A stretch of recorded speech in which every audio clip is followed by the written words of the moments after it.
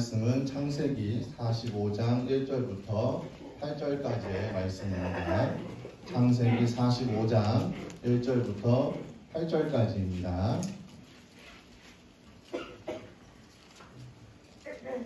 제가 읽어드리겠습니다. 요셉이 시종하는 자들 앞에서 그 정을 억제하지 못하여 소리질러 모든 사람을 자기에게서 물러가라 하고 그 형제들에게 자기를 알리니 그때 그와 함께한 다른 사람이 없었더라. 요셉이 큰 소리로 우니 애굽 사람에게 들리며 바로의 궁중에 들리더라.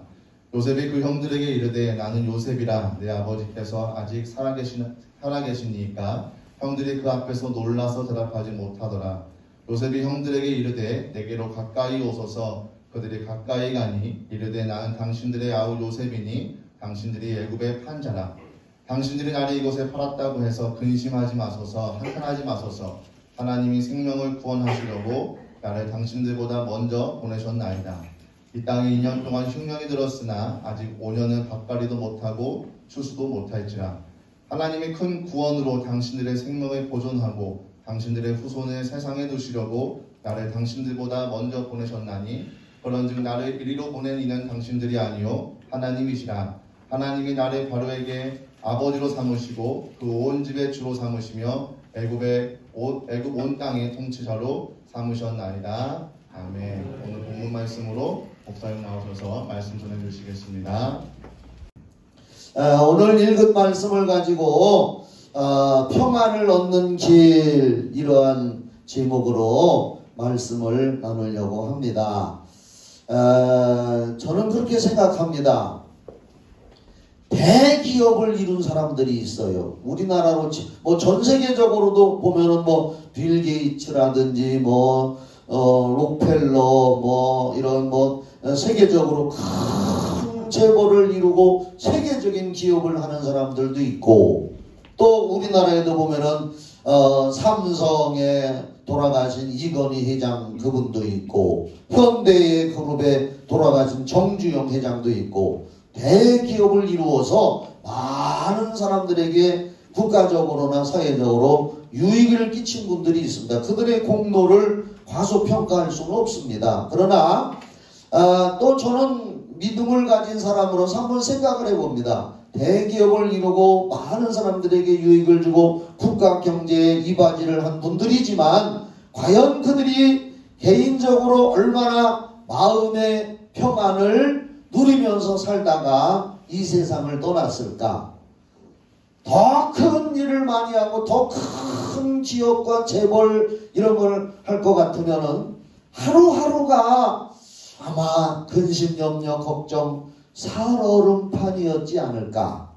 물론 그것이 나쁘다는 얘기는 아니지만 마음의 평안함을 지키면서 살아간다는 것이 저는 어찌 보면은 더 소중하다고 생각합니다. 제가 유튜브에서 봤는데 중국의 어떤 사형수가 마지막 죽어가면서 한 말이 있습니다.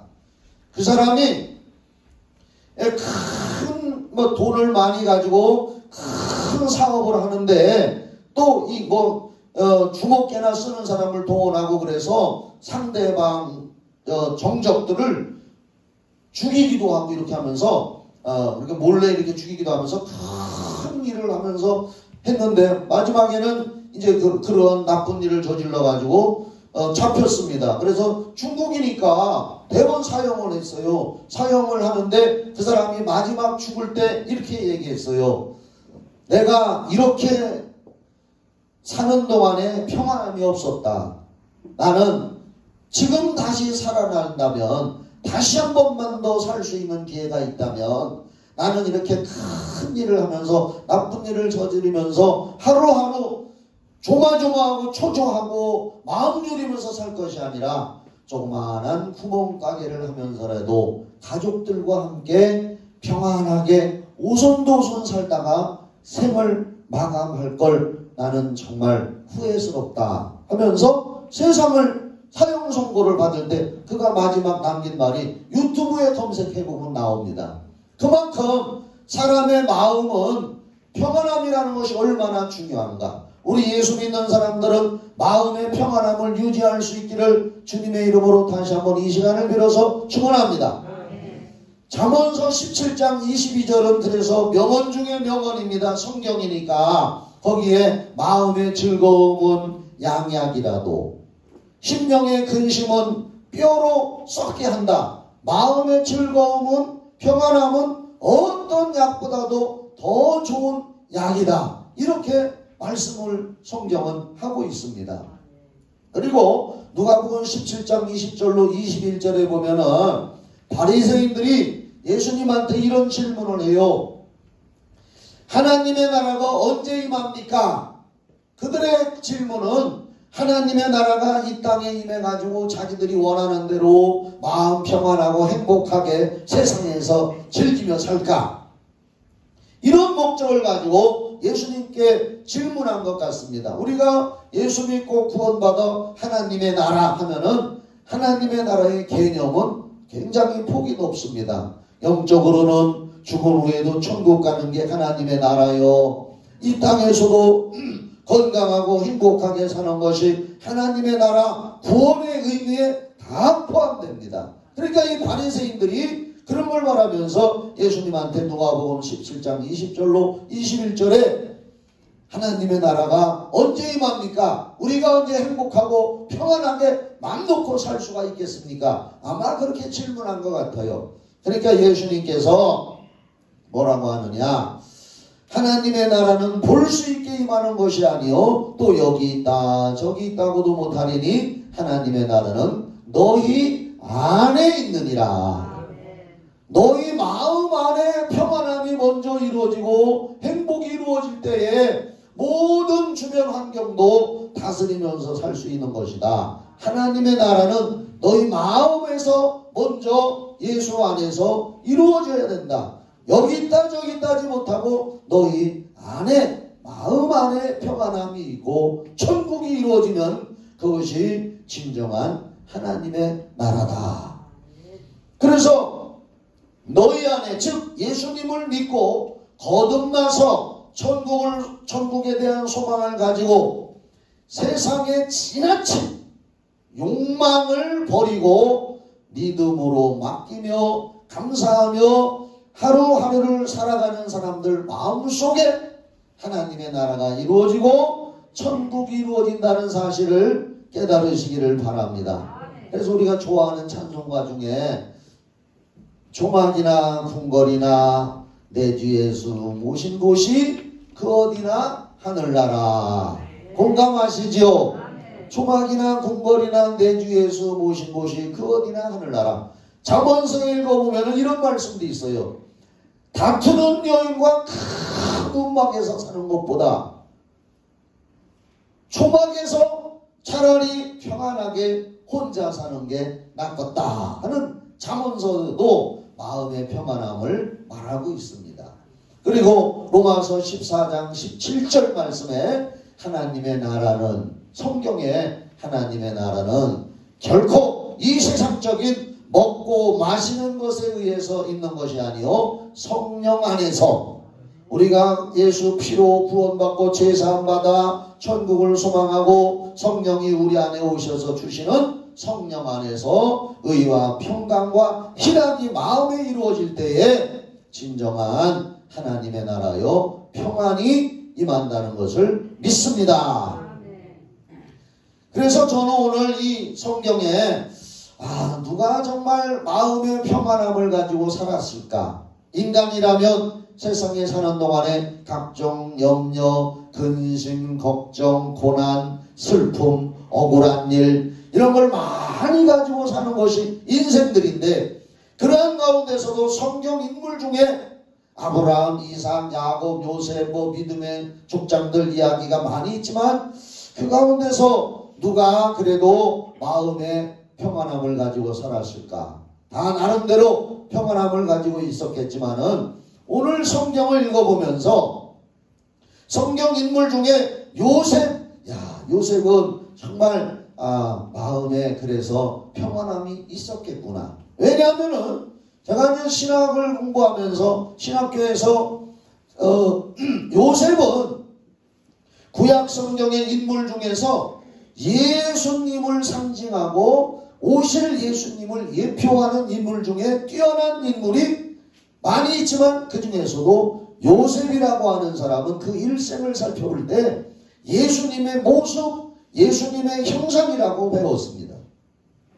예를 들어 보면은 창세기 37장 28절에 보면은 요셉은 17살 정도 나이에 은 20냥에 자기의 사랑하는 형들에게 같은 혈육을 나눈 같은 부모 밑에서 태어난 한 아버지를 모신 형들에 의해서 은 20에 애굽에 팔려갔습니다.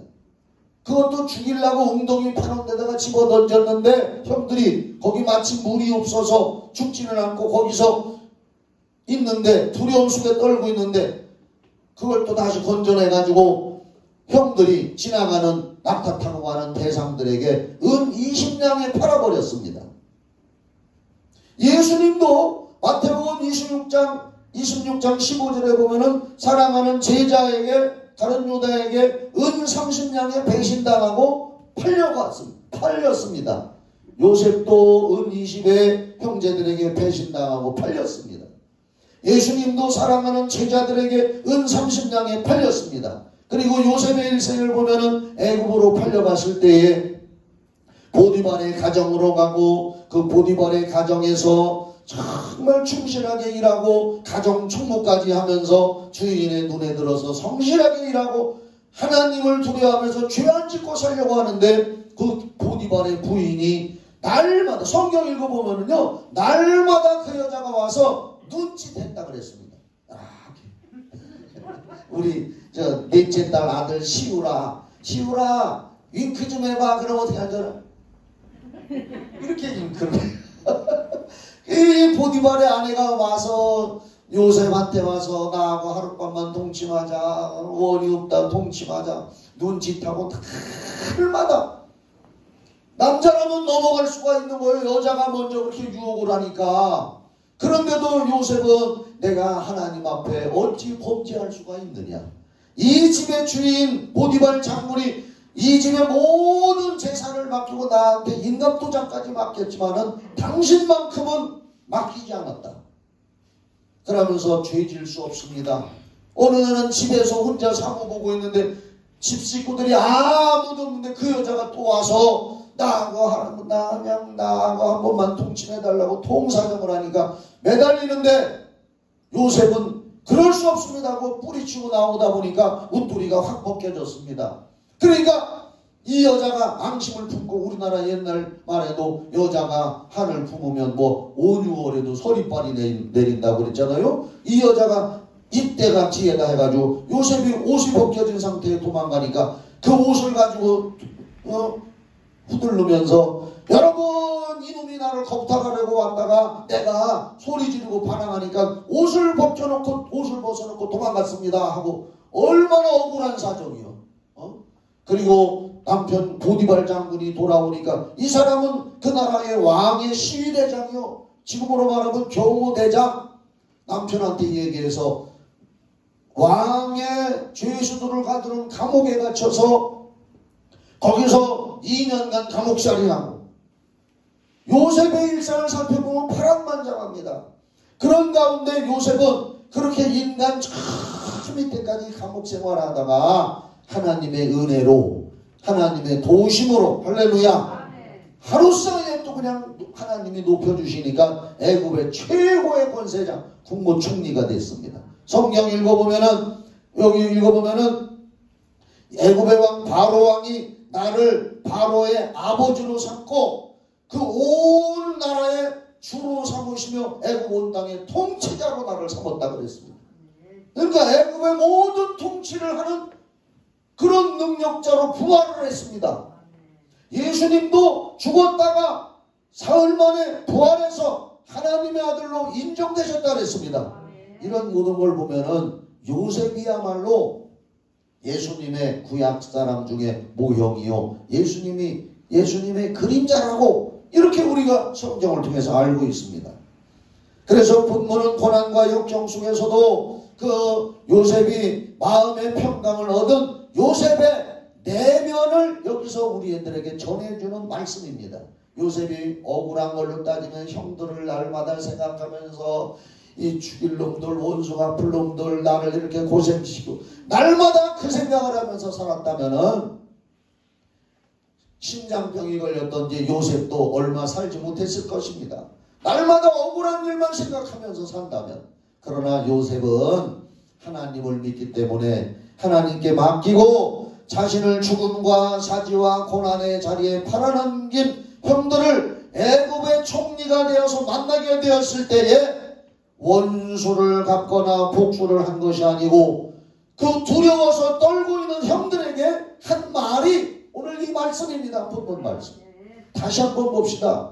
나는 이 말씀을 보고 옛날에 얼마나 예수님의 마음이 이랬구나. 제가 얼마나 울었는지 몰라요. 이 성경을 읽고서 요셉을 보고 우는 게 아니라 예수님이 나 같은 죄인을 이렇게 용서해 주셨구나 하는 예수님의 마음을 여기서 발견하고 저는 무지무지하게 울었던 경험이 납니다.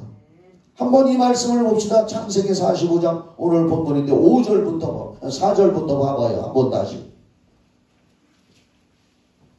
요셉이 이제 형들에게 이르되 곡식 사러 온 형들에게요.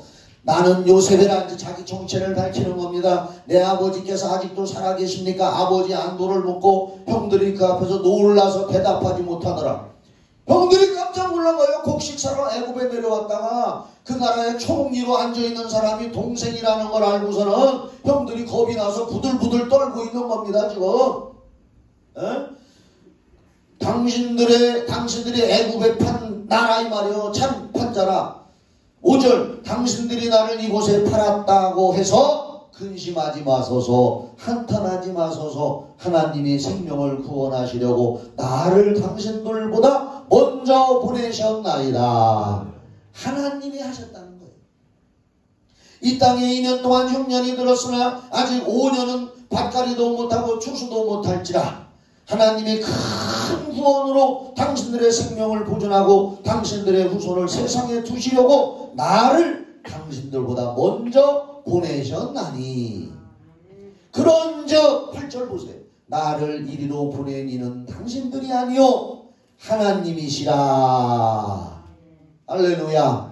당신들이 나를 이곳에 팔아서 어마어마하게 13년 동안 나는 억울하게 고생도 많이 하다가 이렇게 하나님 은혜로 국무총리가 됐지만은 당신들이 판 것이 아니라 하나님이 당신들의 손을 빌려서 도구로 사용해서 나를 이리로 보내서 오늘 이런 일이 있을 때 대비하도록 하기 위해서 하신 것이지 당신들이 한 것이 아닙니다. 당신들을 두려워하지 마십시오. 겁내지 마십시오.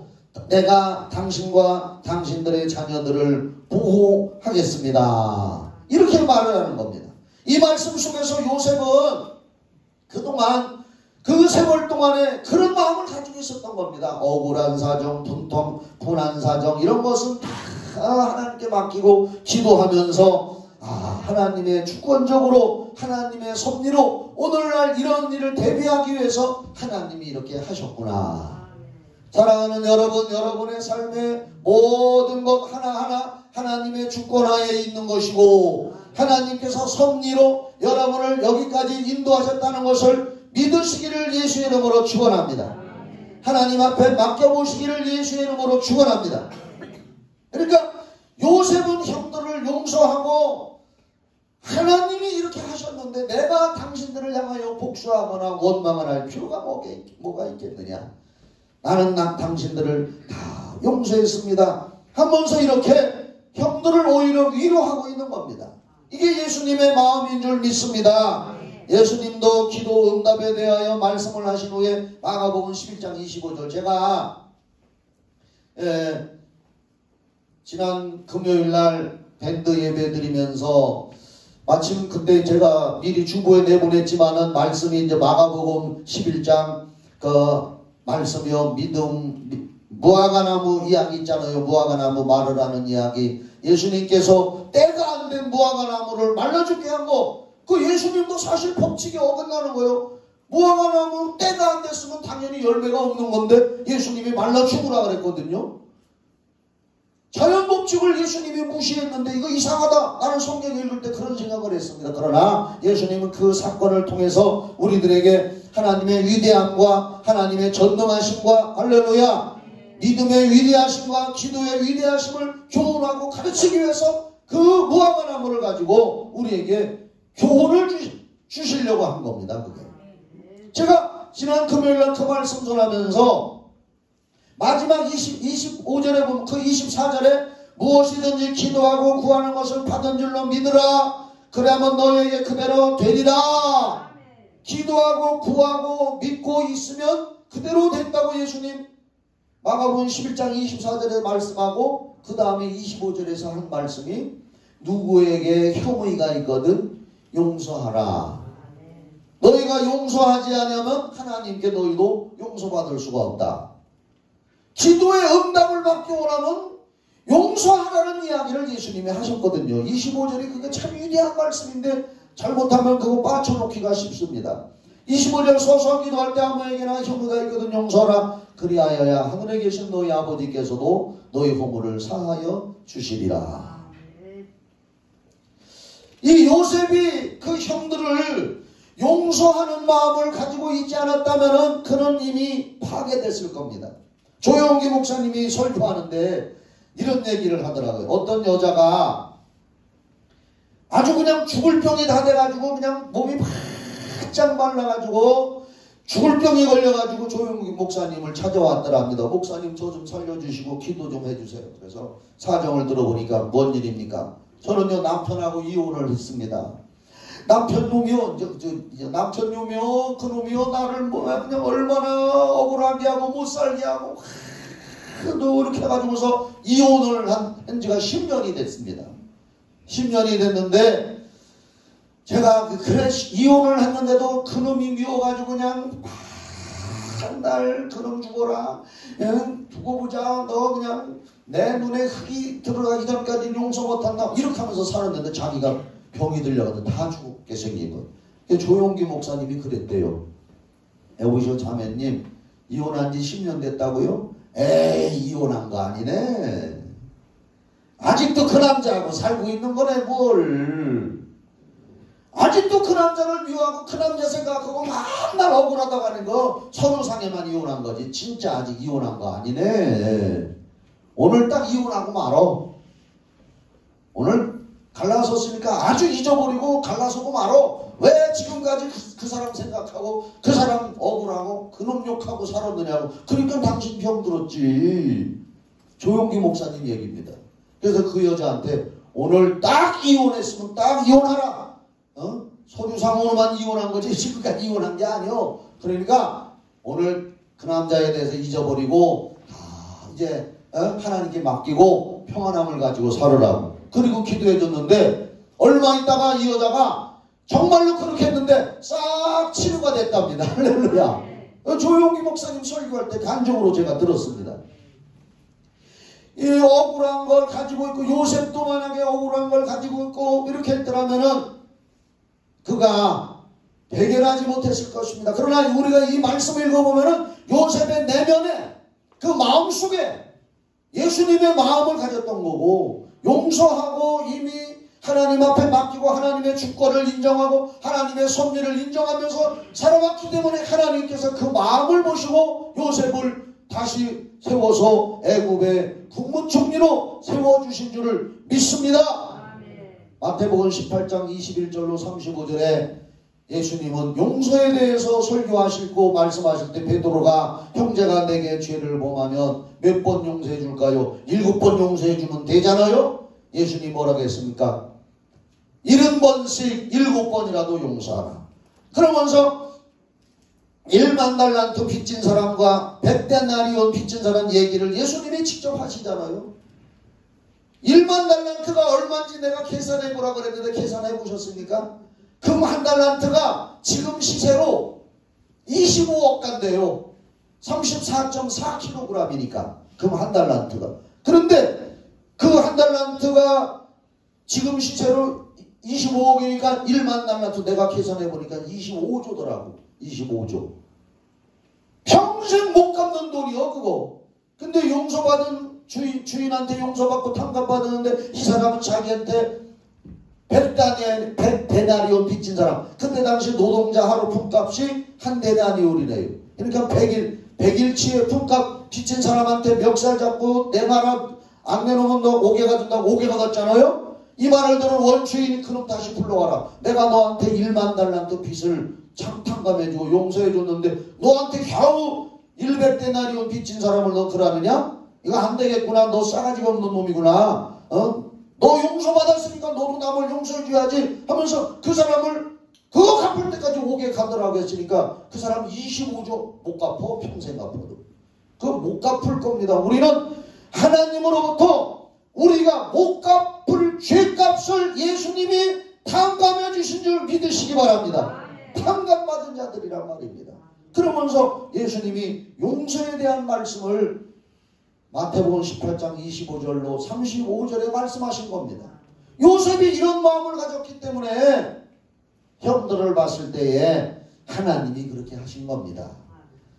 자, 율법 레위기 24장 20절을 한번 봅시다. 제가 한번 읽어드릴게요. 제가 이 말씀을 준비하면서 레위기 24장 20절을 찾아봤습니다.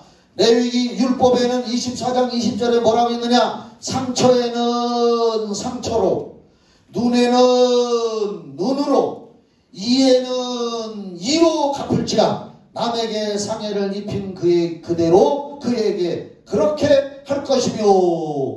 그냥 율법에는 상처에는 상처로, 눈에는 눈으로, 이에는 이로. 그러니까 싸우다가 상대방 쳐가지고 눈 하나 다쳐서 눈 터졌다. 그러면 너 이리 와. 그래서 꼬챙이로 보는 데서 눈을 콕 찌르는 거예요. 또 이에는 이로 싸우다가 주먹질하다 상대방 이를 하나 빼놨다. 너 이리 와 이리 와 이리 와 해가지고서 아야 벤치로 생깃발 하나 뽑으라는 거예요. 그 율법은 그대로 그렇게 하라는 겁니다.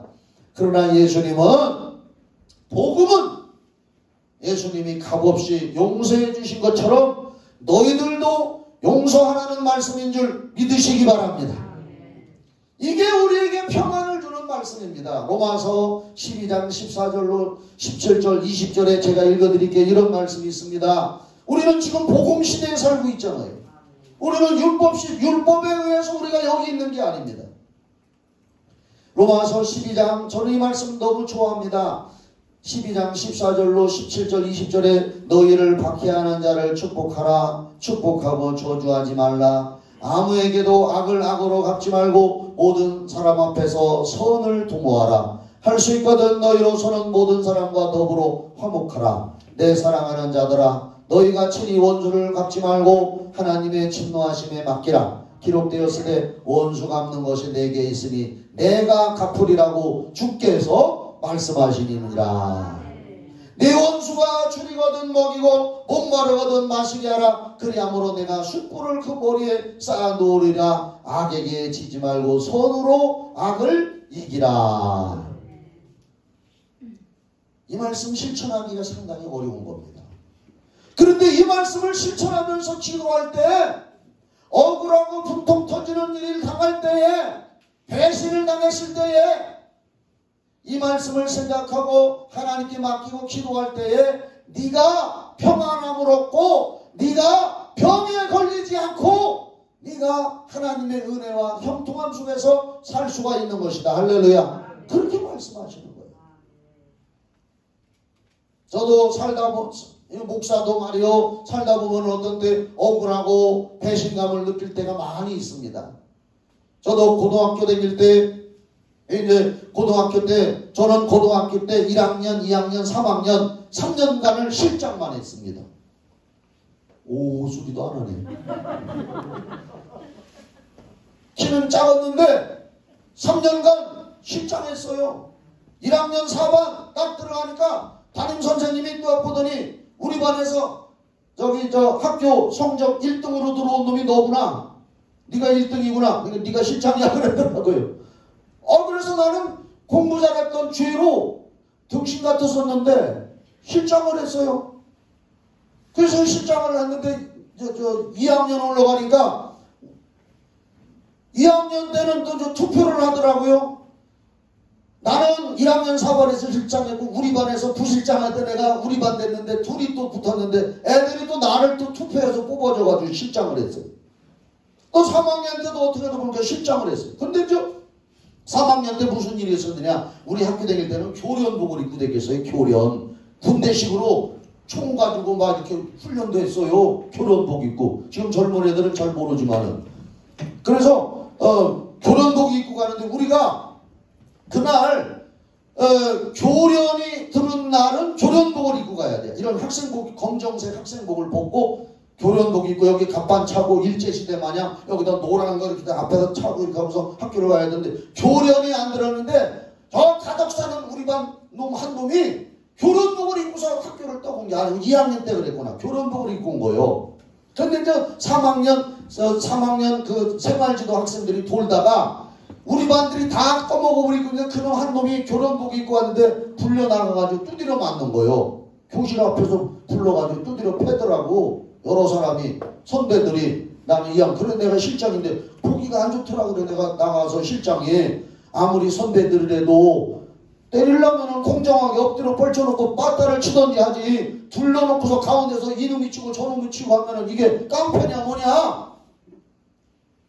내가 그 한마디를 했는데 그 중에 나를 실장인지도 알아보지도 못한 선배 하나가 넌 누구였노 하면서 이렇게 해가지고서 내 콧등머리를 다 치게, 여기 자세히 보면 나갈 때 봐요. 코뼈 하나 그때 부러졌어요. 부러진지도 모르고 그냥 내비뒀는데 이렇게 퉁퉁 불어나고 코피가 얼마나 쏟아졌는지 수도가에 가서 한도 없이 닦아내고 억울해가지고 난 그 길로 집으로 와가지고서 편지를 썼어요.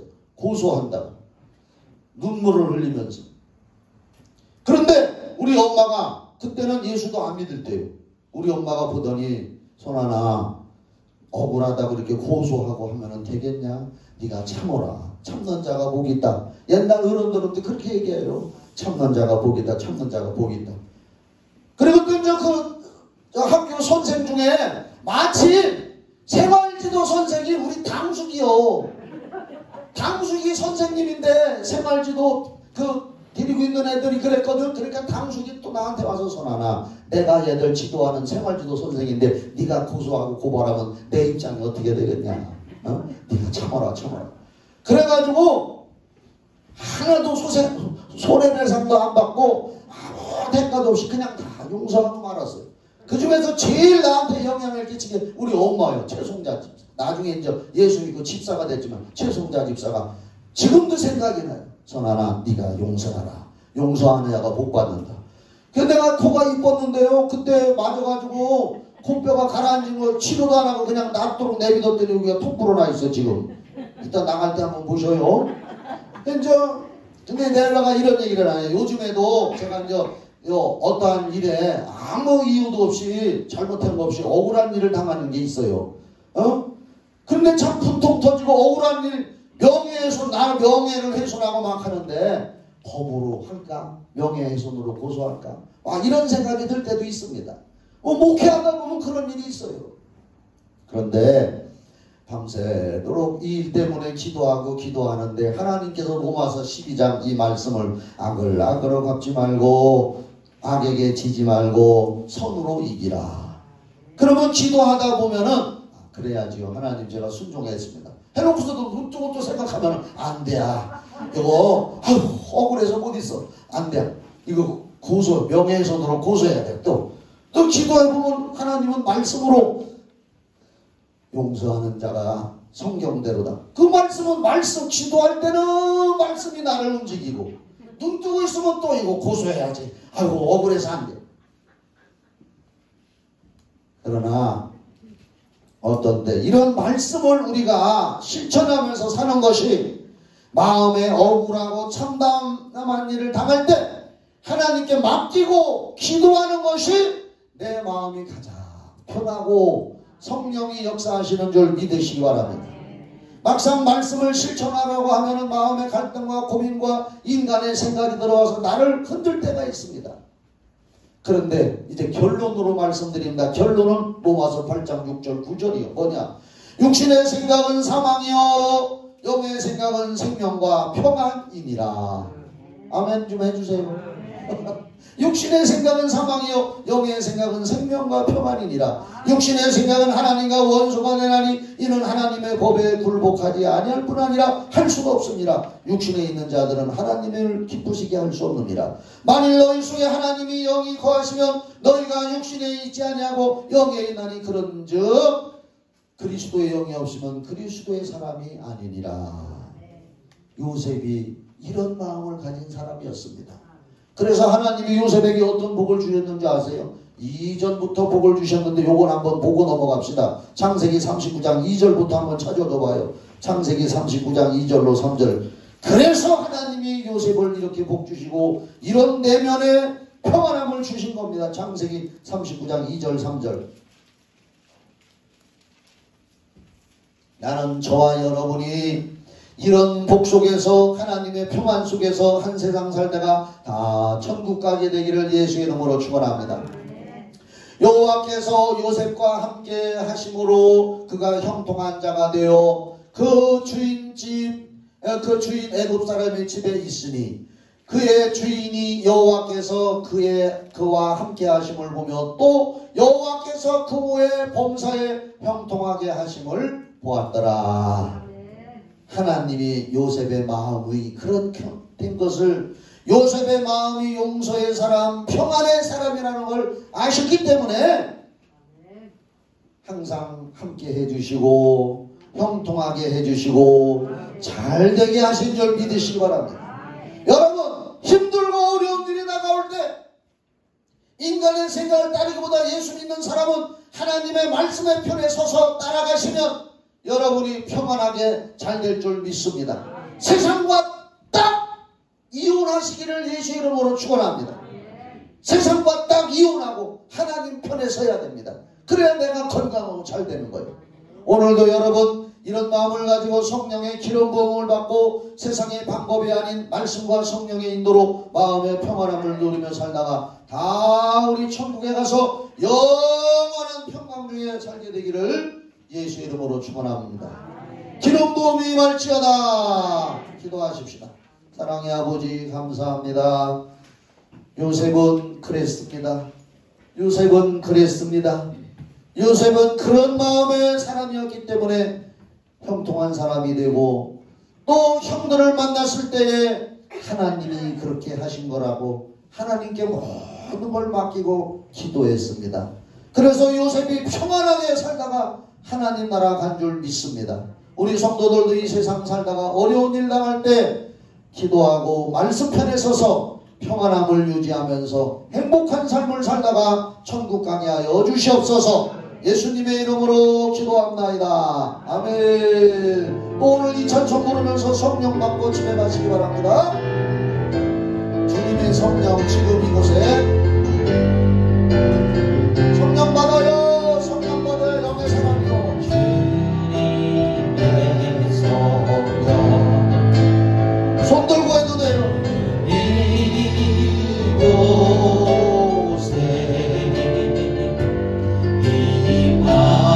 여러분에게 성령 임하기를 바랍니다.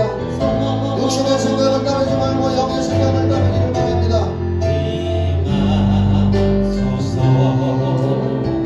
또 주님의 성령 지금 이곳에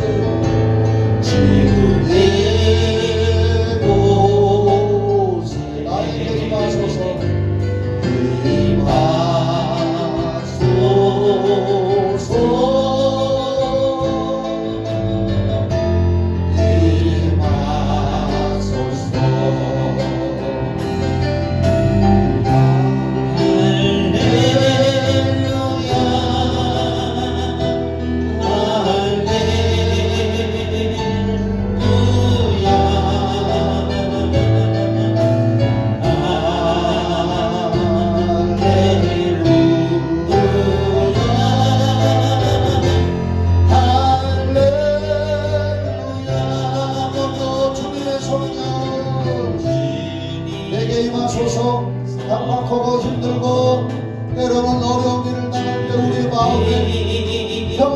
얻을 수 있는 것은 말씀과 기도와 성령님 예수님의 은혜뿐입니다. 우리의 피난 피난처는 예수님이십니다. 우리의 피난처 되시는 예수여 임하소서. 성령으로 이 자리에 임하소서. 우리 성도들 마음의 평안함을 갖고 영혼이 잘되고 감사가 잘되고 건강하게 살게 하여 주시고 그렇게 살다가 모두가 천국에 들어가게 해주시옵소서.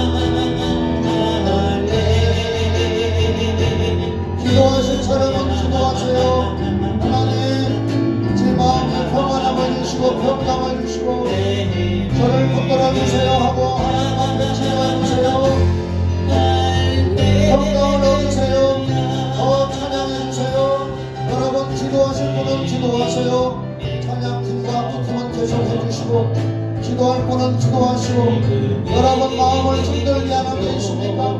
어려운 점이 있습니까? 문제가 있습니까? 오늘 하나님께 맡겨보십시오. 그리고 감사 기도하면서 평안함을 얻으세요. 주님 성령님 도와주세요. 주님 도와주세요. 주여 도와주세요. 성령이시여 하나님 말씀 편에 서게 해주시옵소서. 육신의 심장을 따르지 아니하고 말씀 편에서는 우리 되게 하여 주시옵소서. 하나님은 오늘도 우리가 말씀 편에 선다 그렇지 않나 영적 저울로 달아보시는 줄 믿습니다. 하나님의 저울에 달려서 벨사살량처럼 부족한 자가 되지 않게 하시고 하나님 앞에 인정받는 사람 되게 하여 주시옵소서. 예수여 도와주시옵소서. 우리의 마음은 연약하고 부족합니다. 실수투성이고 넘어지기 쉽습니다. 실수하기 쉽습니다. 하나님 아버지 도와주시옵소서. 성령이여 임하소서.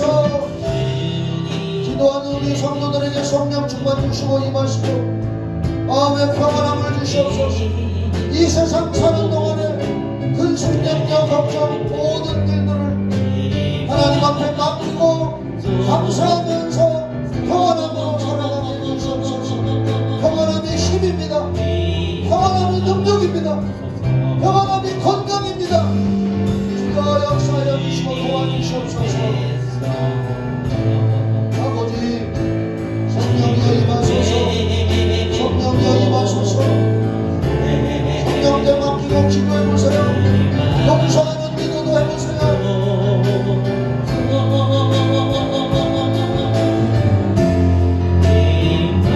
용서의 기도도 해보시고 축복의 기도 하시고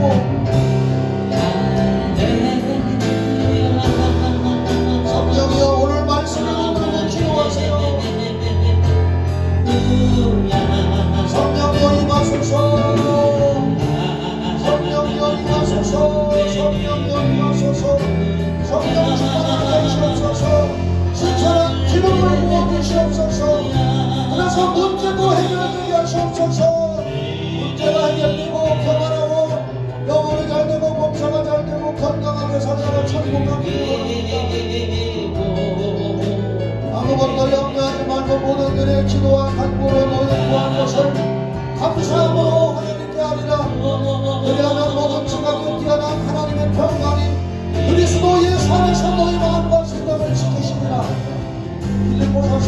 전에 말씀했습니다.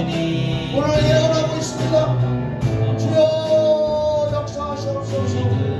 성령이여 임하소서. 성령이여 역사해 주시옵소서. 성령이여 임하시고 치료하시고 우리 마음을 고쳐주시옵소서. 우리 마음의 평안을 고쳐주시고 회복시켜 주시옵소서. 주여 도와주시옵소서. 원수가 그것을 내게 있으니 내게 맡기라고 했습니다. 하나님께 맡깁시다. 요셉처럼 하나님께 맡기며 살아갑시다. 하나님께 맡기고 기도하며 살아갑시다. 성도들이여 하나님께 맡기고 평안함을 가지고 이제 다같이 눈 뜨고 한 번 더 부르고 마칩시다. 다같이 두 손 들고 한 번 부르고 마칩시다.